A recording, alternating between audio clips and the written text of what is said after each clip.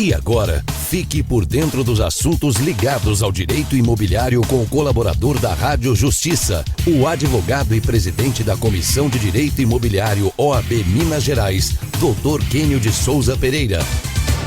Hoje no quadro Direito Imobiliário vamos falar sobre uma decisão do STJ que anulou uma cláusula arbitral nos contratos imobiliários que estabelece regras que podem lesar o consumidor. Quem vai contar tudo para nós é o advogado vice-presidente da Comissão Especial de Direito Imobiliário do Conselho Federal da OAB, o Dr. Quênio de Souza Pereira. Dr. Quênio, seja bem-vindo, bom dia. Bom dia, Sérgio. Bom dia, ouvintes da Rádio Justiça.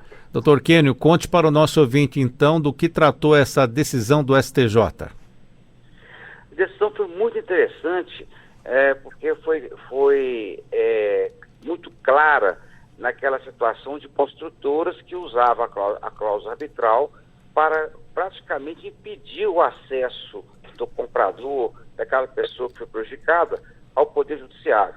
Então, na prática, tem construtoras que utilizam a cláusula arbitral de forma maliciosa, colocando essa cláusula sem o devido destaque, né, criando a obrigação do comprador, caso venha a ser prejudicado, de procurar arbitragem em outro estado a um custo altíssimo. Nesse caso especial, o ministro Marco Buzzi, uma decisão agora recente de junho, decidiu que não prevalece a cláusula arbitral quando ela é inserida no contrato de maneira a impedir o acesso ao Poder Judiciário sem o devido destaque. É fundamental compreendermos que a arbitragem é muito positiva, né? Ela veio para ficar, tem uma série de benefícios, mas é importante compreendermos as regras em que o STJ frisou que a arbitragem ela pode ser pactuada entre as partes de maneira clara, sem qualquer artifício. Nesse caso específico, a construtora colocou num contrato de unidade hoteleira aqui em Belo Horizonte, ela colocou que a arbitragem seria feita em São Paulo, na Câmara Brasil-Canadá, uma boa câmara de arbitragem. Só que lá o custo é em torno de R$166 mil para fazer uma arbitragem de uma rescisão contratual ou de devolução do dinheiro pago de R$240 mil. Ou seja, repetindo para o ouvinte compreender. A construtora colocou a causa arbitral, estabelecendo 3 árbitros na Câmara Brasil-Canadá em São Paulo. Então, colocou a Câmara arbitral em outro estado, estabelecendo 3 árbitros, em que o custo da arbitragem é praticamente 70% do crédito a ser discutido. Então, quer dizer, não há sentido criar uma situação de exigir que o consumidor, que o comprador, venha pagar um custo de arbitragem de 170 mil praticamente para vir a buscar o ressarcimento de R$240 mil. Então, nesse aspecto, né, a construtora que cria uma situação que desestimula a pessoa prejudicada a buscar o Poder Judiciário, alegando que somente a arbitral que ela escolheu de maneira maliciosa que seria apta para fazer o julgamento daquela rescisão contratual. Doutor Quênio, essa questão que envolve câmaras de arbitragem, é o contratante que define? Isso tem que ser em comum acordo com quem está comprando? Quem que define isso, afinal? Na prática, vemos que o STJ tem sido muito habilidoso em compreender, né, e aplicar a lei. Quando o contrato é de adesão, essa cláusula não prevalece. Então, um ponto importante é que tem um contrato de uma companhia de telefonia, um contrato de uma imobiliária, né? Tem imobiliárias virtuais aí no Brasil que colocam a arbitragem como o único meio de resolver o conflito. Então, esse contrato de adesão, em que o consumidor, o contratante, não tem como opinar, essa cláusula não prevalece, porque ela não foi feita de forma bilateral. Agora, um ponto importante. A arbitragem, ela passa a ser plenamente aplicável quando o próprio consumidor busca a Câmara Arbitral. Aí tudo bem. Então, no contrato de arbitragem, né, o contrato de locação, o contrato de compra e venda, quando o consumidor ele adere a essa cláusula mediante o seu comparecimento à Câmara Arbitral e solicita a abertura de arbitragem, tudo bem. Mas quando essa arbitragem ela é imposta de maneira compulsória pela construtora, pela imobiliária, essa cláusula não tem valor, tendo em vista que é direito do consumidor, né, buscar o Poder Judiciário. Então é importante compreendermos que a cláusula arbitral, caso os contratantes venham a estabelecer, que ela seja, então, colocada de maneira muito clara, expressa, até um documento escrito anexo ou em negrito, sendo que o consumidor ele tem que assinar em cima da cláusula, dar o visto na cláusula, que ele concordou. Agora, aquele hábito de fazer um contrato de 10 páginas e colocar lá, meio perdida a cláusula arbitral, o compromisso arbitral, sem chamar a atenção do consumidor, isso se mostra indevido e, logicamente, o Poder Judiciário tem a competência de julgar nula essa cláusula. Quero frisar, inclusive, que nos casos concretos, o consumidor, como o caso de um hotel que foi construído pela Maia Paranasa, esse caso do STJ foi nesse sentido. O hotel foi construído para a Copa do Mundo e esse hotel... 2014, né?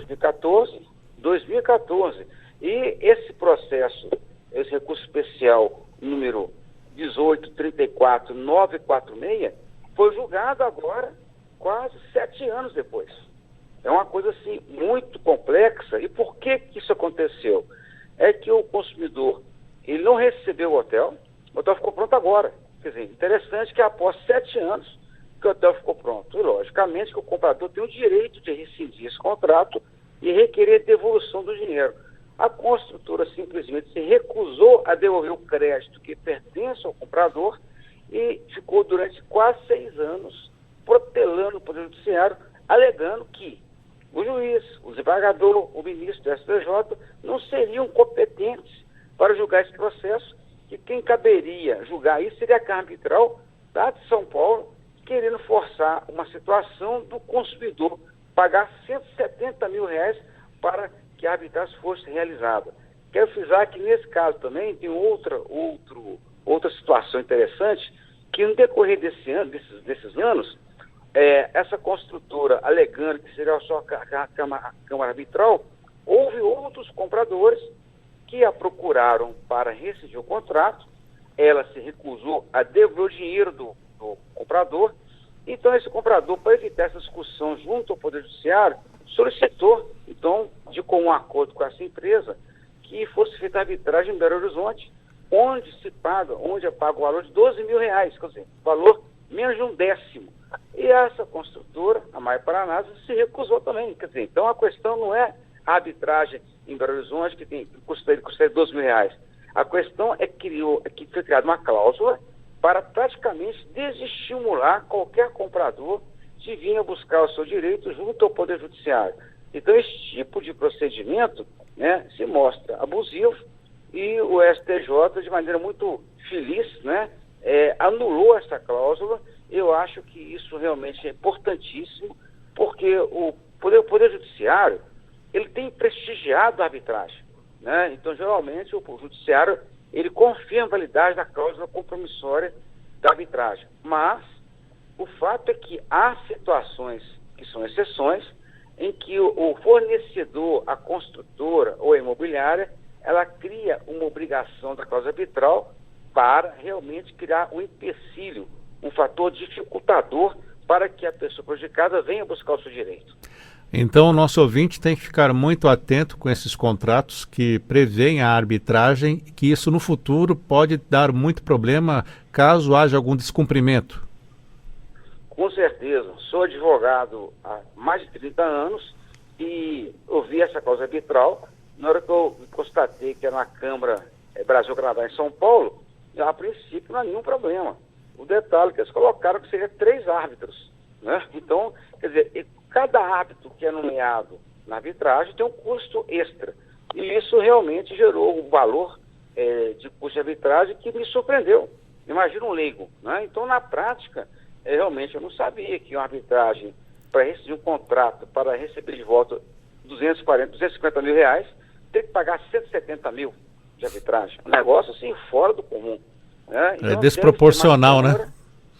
Não, com certeza. Agora, tem câmaras, né, de arbitragem, que pode ser esse caso de São Paulo, que são câmaras empresariais, câmaras né, de elevadíssimo nível, quer dizer, para discutir contratos, né, de grande porte. E o detalhe é que existem câmaras de arbitragem com valores muito razoáveis em todo o Brasil. Então, o correto é que a arbitragem venha a ser nomeada no contrato ou contratada, né, de maneira bilateral, de maneira transparente e com boa-fé. Né? A arbitragem traz N benefícios, como agilidade, inclusive. Só que, no caso, quando o fornecedor, o construtor, ele nomeia uma câmara em outra cidade, né? Tem uma imobiliária virtual no Brasil, muito famosa, que ela coloca a arbitragem numa cidade do interior de São Paulo, quer dizer, aluga imóvel no Brasil todo, mas aqui uma arbitragem num outro estado vai gerar também um fator de dificuldade para a pessoa que se sente prejudicada. Então eu entendo que o Poder Judiciário, nesse aspecto, ele tem agido com muita sabedoria, e esse acórdão recente agora veio a confirmar esse cuidado do STJ em evitar que a arbitragem venha a ser utilizada de maneira a gerar uma vantagem ilícita para o fornecedor. Doutor Kênio, o senhor falou desse empreendimento ainda da Copa do Mundo de 2014, em Belo Horizonte especificamente.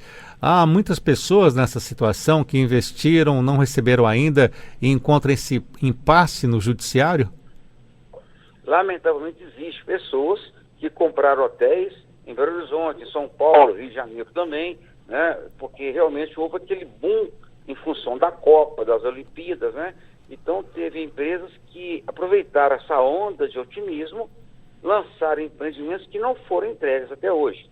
O que acontece é que tem pessoas, por quero alertar, que compraram o imóvel em torno de 400, 500 mil reais, pagaram metade, 250 mil, e por que não pagaram o restante? Porque viu que o prédio ficou paralisado. Então, houve o vencimento do prazo da entrega do bem.